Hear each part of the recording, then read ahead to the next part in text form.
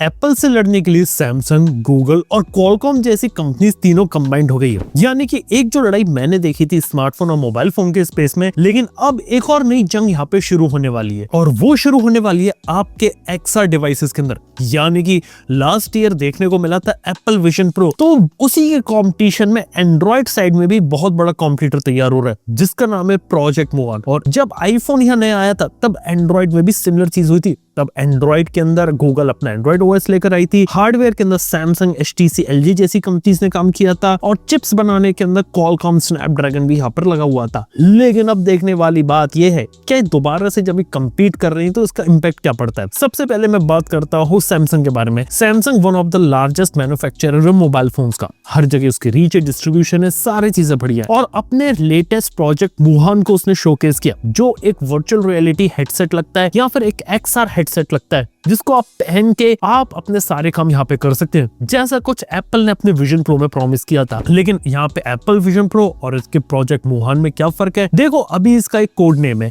और ये प्रोडक्ट 2025 के एंड तक ही मार्केट में आएगा और तभी पता चलेगा कि एग्जैक्टली में काम किस तरीके से करता है, किस तरीके से डिफरेंट है एप्पल के विजन प्रो से। लेकिन अभी हमें इतना पता है कि यहाँ पे सैमसंग इसे बना रही है, इसका हार्डवेयर वगैरह बना रही है और इसके अंदर जो डिस्प्लेज है उसको भी सैमसंग यहाँ पे बनाया, जबकि यहाँ पे एप्पल विजन प्रो में सोनी ने यहाँ पर काम किया था। जो गूगल जैसी कंपनी है उसने भी अपना एंड्रॉइड XR यहाँ पे शोकेस किया है। एंड्रॉइड XR के बारे में बात ये कि ये एक स्पेशल ऑपरेटिंग सिस्टम है जिसे स्पेसिफिकली बनाया गया XR डिवाइसेस के लिए जो एंड्रॉइड पावर्ड होंगे। यानी कि ये कोई मॉडिफाइड वर्जन नहीं है कि आपने मोबाइल फोन का एंड्रॉइड मॉडिफाई कर दिया। ये एंड्रॉइड को ही लिया गया लेकिन उसे ग्राउंड अप से तैयार किया है, किसी वर्चुअल रियलिटी हेडसेट या किसी मिक्स्ड रियलिटी हेडसेट में पहन सके, ताकि इसका यूजर इंटरफेस भी फैमिलियर हो और इसे चलाना आसान हो और इसके लिए एप्लीकेशंस डेवलप करना भी आसान रहे। हालांकि कंफर्मेशन दे देना चाहता हूं, ये कोई मोबाइल फोन का किलर नहीं है। मोबाइल फोन एग्जिस्ट करेंगे लेकिन ये एक सेपरेट और नए टाइप का डिवाइस होगा। लेकिन ये मार्केट में सक्सेसफुल होगा या नहीं होगा, ये एक डिबेटेबल चीज है, क्योंकि इससे पहले तकरीबन 13 इयर्स बैक यहाँ पर गूगल ने अपना गूगल ग्लास शोकेस किया था, जो कि सिमिलर कंसेप्ट पर था कि एक चश्मा पहनेंगे, आपको सामने AR डिस्प्ले देखने को मिलेगा और आप कई सारी चीजें यहाँ पे कर पाएंगे। लेकिन वो एक कॉन्सेप्ट फेज में था, वो मार्केट में चल ही नहीं पाया क्योंकि अपने समय से बहुत ज्यादा आगे की चीज थी। और गूगल के साथ बात है कि गूगल इस टाइप के प्रोजेक्ट क्रिएट कर लेता है, सॉफ्टवेयर बना लेता है, लेकिन उसको हार्डवेयर कंपनी के रूप में उसे मार्केट में ले जाके बेचना, ये गूगल के लिए आज भी थोड़ा सा मुश्किल वाला पार्ट है, क्योंकि गूगल आज भी कई सारी चीजों में स्पेशली हार्डवेयर में काफी ज्यादा स्ट्रगल करता है। लेकिन ये काम देखा जाए सैमसंग जैसी कंपनी बहुत अच्छे तरीके से कर सकते हैं, क्योंकि सैमसंग के पास रिसर्च एंड डेवलपमेंट भी है, मैन्युफैक्चरिंग भी है, प्लस डिस्ट्रीब्यूशन है, प्लस एडवर्टाइजिंग है, मार्केटिंग है।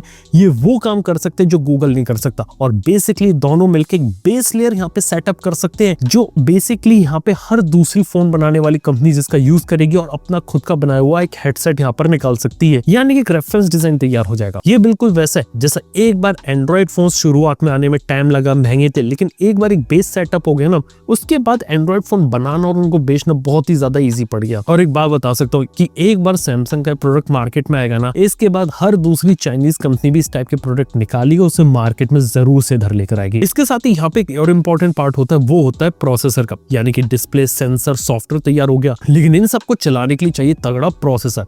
और यहाँ पे क्वालकॉम का स्नैपड्रैगन XR2 है, जो देखा जाए तो नेक्स्ट जनरेशन का एक प्रोसेसर है जो इन्हीं डिवाइसेस के लिए बनाया गया है, जिसका यूज करके आप XR डिवाइसेस को बना सकते हैं और वेरिएबल टेक्नोलॉजीज के लिए इसको एडवांस बनाया गया है, ताकि आने वाले फ्यूचर में अगर किसी को भी अगर एक प्रॉपर हेडसेट वगैरह बनाना है तो उसे क्वालकॉम की तरफ से प्रॉपर प्रोसेसर देखने को मिले। क्योंकि यहाँ पर एप्पल के अंदर इन्होंने अपनी R1 चिप बनाई थी और मैकबुक के लिए जो एप्पल सिलिकॉन M2 चिप बनाई थी वो उन्होंने अपने हेडसेट के अंदर डाली है। तो कुछ चीजें यहाँ पे एक ही चिप के साथ यहाँ पे क्वालकॉम स्नैपड्रैगन यहाँ पे कर रहा है। इसके साथ ही देखा जाए तो आज भी एक डिबेटेबल चीज है कि ये कितनी कीमत पर आएगा और ये एग्जैक्टली क्या प्रॉब्लम सॉल्व करेगा, क्योंकि वर्चुअल रियलिटी हेडसेट के बारे में जब हम बात करते हैं XR हेडसेट्स के, ये कोई नई प्रॉब्लम को सॉल्व नहीं करते। इवन देखा जाए तो पब्लिक यूज के अंदर काफी सारे ऐसे हेडसेट्स थे वो काफी ज्यादा डिसकंटिन्यू भी हो गए। यहाँ तक कि माइक्रोसॉफ्ट का जो HoloLens था वो पब्लिक यूज के लिए अभी है भी नहीं, इंटरनल और एंटरप्राइज और कॉर्पोरेट के अंदर इसका ज्यादा यूज किया जाता है। लेकिन एप्पल ने पूरी कोशिश करी थी कि ऐसा डिवाइस क्रिएट किया जाए जो आने वाले फ्यूचर में जिसे आप पहन सके। देखा है तो मार्केट के अंदर अब धीरे धीरे आपको हेडसेट्स भी देखने को मिल रहे हैं,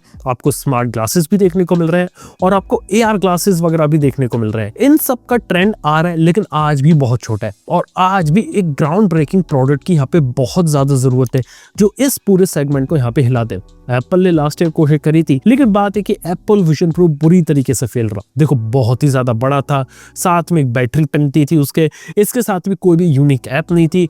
शुरुआती टाइम में ये बहुत ही ज्यादा यूनिक एक्सपीरियंस आपको देता है, लेकिन उसके कुछ टाइम के बाद आप इसे कुन्ने में रख दोगे क्योंकि इसका कोई भी यूजफुलनेस चीज नहीं है, यानी कि इसका कोई ऐसा यूज नहीं किया जा सकता। वो अगर प्रैक्टिकल वाली प्रॉब्लम अगर एंड्रॉइड में सॉल्व हो जाती है, एंड्रॉइड में अगर एप्स आ जाए, कुछ अच्छी चीज देखने को मिले, तो शायद मार्केट को यहाँ पे चेंज किया जा सकता है।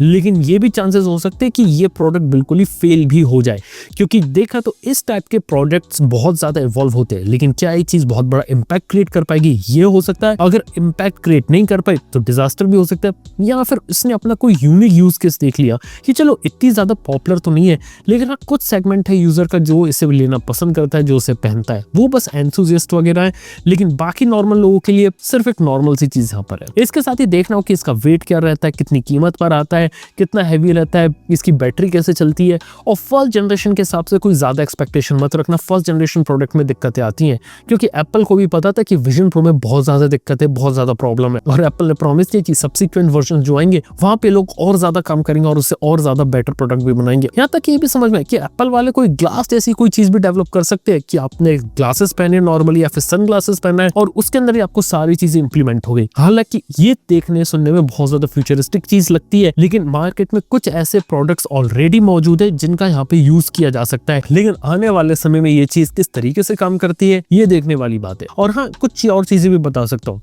कि ऐसा नहीं कि सैमसंग यहाँ पे काम कर रही है, यहाँ पे रिपोर्ट्स आती है कि वीवो जैसी कंपनी भी लगी हुई है, ओप्पो ग्रुप भी लगा हुआ है, शाओमी ग्रुप भी यहाँ पे लगा हुआ है। और आपको एक बात बता सकता हूँ कि अगर दुनिया में कहीं भी कोई भी चीज हो, चाइना वाले कहीं पीछे नहीं बैठते, चाइना वाले सस्ते में इसकी कॉपी वर्जन तो उसको तैयार कर ही देंगे। मार्केट में हो सकते हैं अगर महंगी कीमत पर अगर कोई भी XR हेडसेट आ रहा है तो चाइनीज वाले हेडसेट भी यहाँ पे होंगे मार्केट में, जो आपको सस्ते रेट में भी देखने को मिलेंगे। हालांकि देखने वाली बात है कि इंडिया का मार्केट इस हिसाब से रेडी होता है कि नहीं। करंट में बात करें तो इसका मार्केट बहुत छोटा है, लोगों का इंटरेस्ट रेट भी विजन प्रो के शुरुआती दिनों में बहुत ज्यादा था, इंटरेस्ट था, फरवरी 2024 में पीक पर था, लेकिन उसके बाद से इसकी बात किसी ने नहीं करी और बहुत तेजी से यहाँ पे डिक्लाइन किया। इवन देखा है तो उसके बाद एप्पल का खुद फोकस विजन प्रो से ज्यादा एप्पल इंटेलिजेंस के पीछे गया, लेकिन वहां पे वो सारी चीजें नहीं ला पाए। और हाँ AI वाली चीज अगर हम बात करें तो उसके अंदर AI वगैरह डालकर भी कंपनी से बहुत ज्यादा प्रमोट करने वाली है, तो आप ये बात समझ सकते हैं। इवन खुद बोलेगी गूगल कि इसमें गूगल का AI है, जेमिनी, ये सारी चीजें, लेकिन एग्जैक्टली में कितना यूजफुल होता है वो तो आने वाला वक्त ही बताएगा जब प्रोडक्ट हमारे हाथ में आता है। लेकिन आपको एक बात बता सकता हूँ कि नेक्स्ट जनरेशन में जो वॉर होने वाली की मोबाइल फोन की वॉर हो गई, इसके बाद जो अगली जो बड़ी वॉर होगी ना वो इसी स्पेस में कहीं ना कहीं हो सकती है। अब आने वाले कुछ साल या 2025 के अंत तक पता चलेगा कि यार ये कोई बड़ी वॉर होती है या फिर एक छोटी मोटी लड़ाई थी जो कंपनी से अपना एक रिस्पॉन्स क्रिएट कर रही थी एप्पल विजन प्रो के लिए। ये एक बात है। बाय द वे देखने वाली बात ये भी है कि आने वाले समय में क्या एप्पल विजन प्रो मार्केट के अंदर कुछ बड़ा इंपैक्ट क्रिएट कर पाएगा और ये प्रोडक्ट कुछ बड़ा कुछ कर पाएंगे, या फिर मार्केट से टोटली आउट हो जाएंगे, मार्केट इन्हें टोटली रिजेक्ट कर देगा। आप लोगों का जो ओपिनियन है नीचे कमेंट जरूर बता सकते हैं। लेकिन हाँ सैमसंग, गूगल, क्वालकॉम ये तीनों आज के समय कहीं ना कहीं आपस में कंबाइन तो हो गई है फोर्सेस, ताकि एप्पल जैसे जायंट से लड़ सके। अब लड़ पाती कि नहीं लड़ पाती टाइम ही बताएगा। आप लोगों का इस बारे में क्या ओपिनियन है, क्या सोचते हो, नीचे कमेंट बताओ।